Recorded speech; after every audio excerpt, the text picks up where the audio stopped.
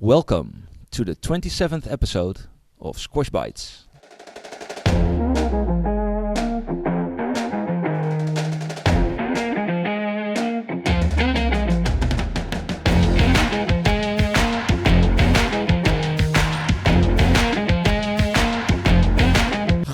Welcome to Squash Bites, everybody, the squash podcast in which we serve you all squash news and trivia in bite-sized episode.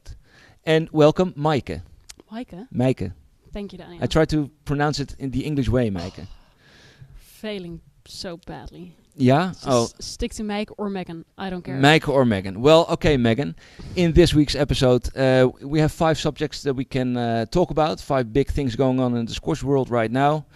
We have the retirement of Tarek Momen. Mm-hmm. We have had the Dutch Premier League finals of the men's division, which was pretty exciting and which we experienced firsthand, of course. Then there's the current World Tour finals. The pool stages have ended. Let's see what's going on there.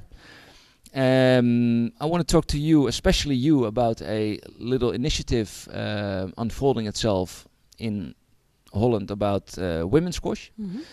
And last but not least, we're going to go all the way to South Island, New Zealand, because there was a tournament with some Dutch action as well. So it would be nice to see what happened there. But let's start off with the finals of the Dutch Premier League. All right. You were there, Mike. I was there. You were there too. I was sitting next to you all night long. Yeah, and what was your impression of that? Well, great night. The stadium was packed, which was lovely to see. They did a little food buffet right before the matches started, and it was so busy. It was way more busy than I expected, so that's just great for squash in general, right? Also for the club. The Frans Alten was up against Meer Squash from Hoofddorp in the final of the Men's Premier League this season. 2 very strong lineups. I think it's the strongest lineup we've seen so far in any season of the Men's Premier League. Could about very well be. I think we have 4 top 50 players. Yeah. So that's so strong, right? And there's always one position that needs to be Dutch, squash Dutch. Yeah, always one Dutch squash player. So on the 3rd position, we had 2 Dutchies against each other. It was Sebastian Hofman for Vos against Jelmer Mols for Meer Squash, which resulted in the first win for Frans Alten Stadium. It was great league. Yeah. Then on first position we had Youssef Soliman for Vos and Paul Coll for Meer Squash. So that's such a tough match, right? And Paul Coll is number 4 of the world currently, and he's just unbeatable. Yeah, I've seen a lot of squash TV in my life, and it's always like in the background, like my wallpaper. Yeah. But when you look at a match of Paul Coll on squash TV, especially when it's Joe Macon, that's like a little joke in the squash world, but you get boring. Yeah, it's different. But right? when you see him like playing real life in that stadium, and you see how much attention he gives to all the little details constantly, I was shocked and awed. Really, I almost fell off the chair. Really? Yeah, but it's the beauty of how consistent he is, and you don't see that on television. No. You don't see that on television, but when you're just right there, 10 meters apart, not even, maybe 5. All the details. Yeah, and you see how much care he puts in that. So for me, that was an amazing experience. It's a really amazing match. And also Youssef. Youssef is now number 8 in the world, also top 10. He was finished off very quickly. Yeah. I think it was 11-6, 5-6 or something. Something like that. It was a quick match for their standards, and he had not much to say. No, nothing. There's a big gap between the number 4 and number 8 in a row. Yeah, huge gap. So then we are at a tie.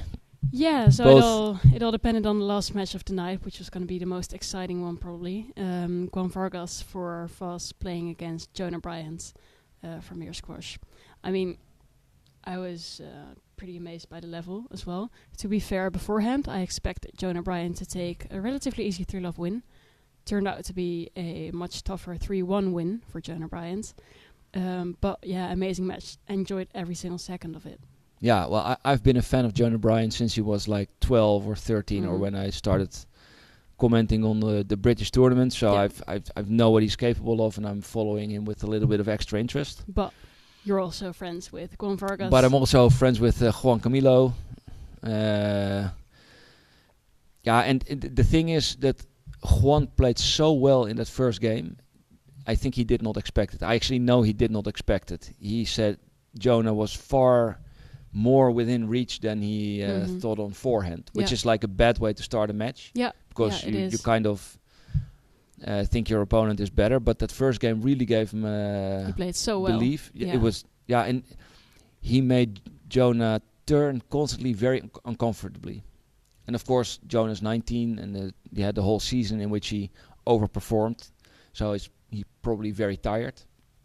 But he had big trouble moving around the court with his turning. So from the left to right. But then Juan at one point thought, okay, I think I can handle him now. And then his game became way too sloppy, attacking, much mistakes. Yeah, just too laid back, I'd say. Yeah, and then in the fourth game, because Jonah won the second and the third quite easily, in the fourth game it was a match again, and Juan came back to 8-8, and then he serves out. That was like, oh man. I couldn't believe it happened. Yeah. Yeah, well, I mean, amazing night of squash overall. A win for Meer Squash, so I think it's their first championship ever in the men's Premier League. It was a real exhibition for competition squash. Yeah, definitely. And I know they're doing great things in the United States and England, but I think we have all the means to do the same in Holland. Yes. At least we have the best stadium. Yeah, I think. we definitely. And it was packed, but there was like 1,000, 2,000 people. Incredible. Incredible. That's maybe a bit much. No, but you couldn't find an empty spot on the stands. Yeah. Impossible. Yeah. Hey, okay. So enough about that. Second point of the agenda, we have Tarek Momen quitting. Tarek Momen has a special place in our hearts because he played one match for the Frans Otten Stadium. Yes. He played the Dutch Premier League, so there's the little bridge to the other subject. But he made a video. Did you see it? I did not see it. No? No. It's very funny. First of all, why? Well, first of all, I think everybody nowadays becomes the sender of news about themselves. Okay. So it's not. It's kind of tainted. But he made a video about himself. Yeah. Okay. In which he says he's going to quit, and there's a story of his life. And the big issue for me was that the video starts off with him saying that he was at first not really interested in squash, but he had to play it. Okay. Why is that a problem? Well, if you have to do something you don't want to do, that's a bummer in life. Okay. But anyway, I know Egypt is like a high quality country, demanding, so you can think, okay, tough parents. But there was one moment that he won a tournament, and it's all brought very heroically. He won the tournament, and then it clicked in his head. And then he said, now I'm going to go for it. Now I want to be a world champion, which he eventually became. Guess the age on which the click came. 7? No, okay, close, but you get the drift. It was 9. Okay, well. So he did not want to play squash until he was 9, and it's brought in the video like I thought he was like maybe 25 or something. But I had never heard of squash when I was 9. So it gets a little. I thought it was a little bit ridiculous, but let's not forget that the guy, which is also in the video, he was in the top 10 for 10 years and 9 months. Yeah, incredible, right? He's a one-time world champion, beating Paul Coll in the finals, and yeah, he's one of the big Egyptian 4: Mohamed El Shorbagy, Ali Farag, Tarek Momen, and Karim Abdelgawad, all winning world titles. So I think we're really gonna miss him on the tour. He was a very attacking player. He used the whole court. Very exciting to see, right? But it also provides some good news for other players like Youssef Soliman. Yes, another player for instance. Yes, because he is now, first of all, in the World Series finals. Yeah, that's great. And he made a jump to the number 8 spot in the world, I think. Yeah. Maybe number 9, but... Yeah, so first we had the retirement of Ali Farag, which made him get into the, top 10 or top 9, actually. Yeah. And now it's Tarek Momen who's leaving the tour, so... Yeah, one less space to go for and if you are in that first 8 on the like platinum and diamond and gold, then you don't have to deal with the random seeding anymore. Exactly. Yeah. So this kind of opens up the whole the whole format for me. Yeah. So that's cool. But talking about the World Series finals, it's happening right now in Canada. If I'm okay, yes. if I'm right. Yes. Did you follow this for a bit? Huh? Yeah, a little bit. I mean, I just follow PSL on Instagram, obviously, and I see so many posts coming by, and always read them and check them and look at the nice rallies. So yeah, I don't think there have been huge upsets, which I do think is nice to say, is that Satomi Watanabe has managed to become the first Japanese player ever to reach the semifinals of a World Tour. So yeah, that's pretty awesome. Yes, that's indeed very awesome. The thing is that in the men's it's like that's like the real top 8, and I saw 2 withdrawals in the end. Yeah, Mohamed El Shorbagy and Paul Coll.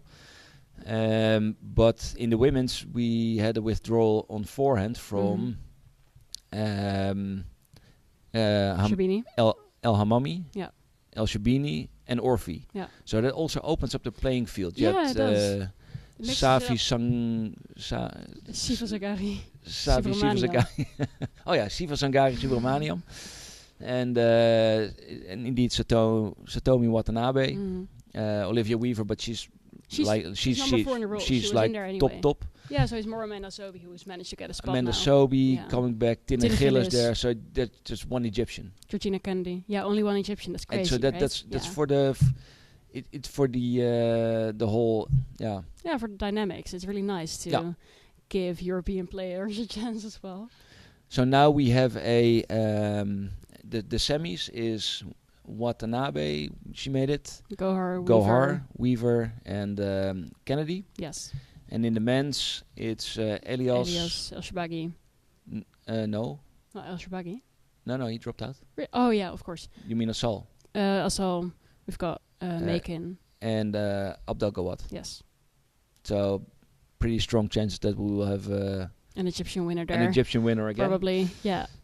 But that's okay. And now the semis are starting, I think, today. Mm-hmm. So live on Scorch TV. Yeah, very exciting. If I'd have to do a prediction, I'd go for Asal and Gohar again.